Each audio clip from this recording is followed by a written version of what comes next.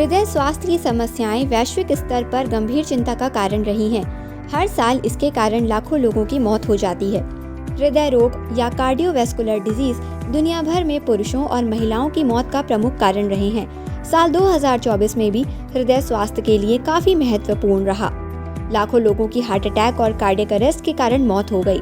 अब हम सभी इस साल के अंत की तरफ बढ़ रहे हैं। साल 2024 में हार्ट की समस्याओं पर एक नजर डालें तो पता चलेगा कि भारत ही नहीं, दुनिया के कई देशों में पिछले कुछ वर्षों, विशेष तौर पर कोरोना महामारी के बाद हृदय की बीमारियां अधिक रिपोर्ट की जा रही हैं। इस साल में अब कुछ ही दिन शेष हैं।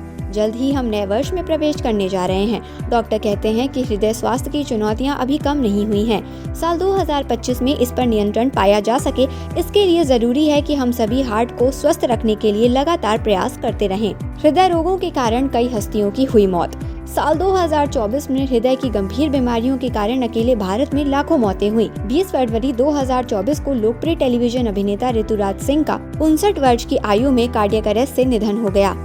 उन्हें हिटलर दीदी जैसे टीवी शोज में भूमिका के लिए जाना जाता था।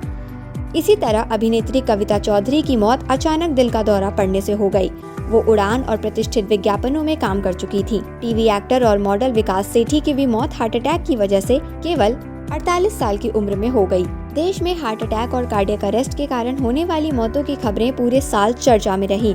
स्वास्थ्य विशेषज्ञ कहते हैं कि आने वाले साल 2025 में इस खतरे को कम किया जा सके, इसके लिए पहले से ही प्रयास करना बहुत जरूरी है। कार्डियक अरेस्ट भी है खतरनाक। हार्ट अटैक के साथ साथ कार्डियक अरेस्ट के मामले में भी इस पूरे साल लोगों की खूब चिंता बढ़ाई है। T20 विश्व कप क्रिकेट में रविवार 9 जून को भारत पाकिस्तान का मैच देखने पहुंचे मुंबई क्रिकेट एसोसिएशन MCA अध्यक्ष अमोल काले का अगले दिन सोमवार को निधन हो गया। मीडिया रिपोर्ट्स के मुताबिक सोमवार को उन्हें कार्डियक अरेस्ट हुआ, जिससे उनकी मौत हो गई। अमोल 47 वर्ष के थे। यहाँ ये समझना जरूरी है कि हार्ट अटैक और कार्डियक अरेस्ट दोनों अलग अलग स्थितियाँ हैं। हृदय तक रक्त का संचार करने वाली धमनियों में किसी कारणवश रुकावट के कारण दिल तक रक्त का प्रवाह अवरुद्ध होने लगता है। इस स्थिति में हार्ट अटैक की दिक्कत होती है।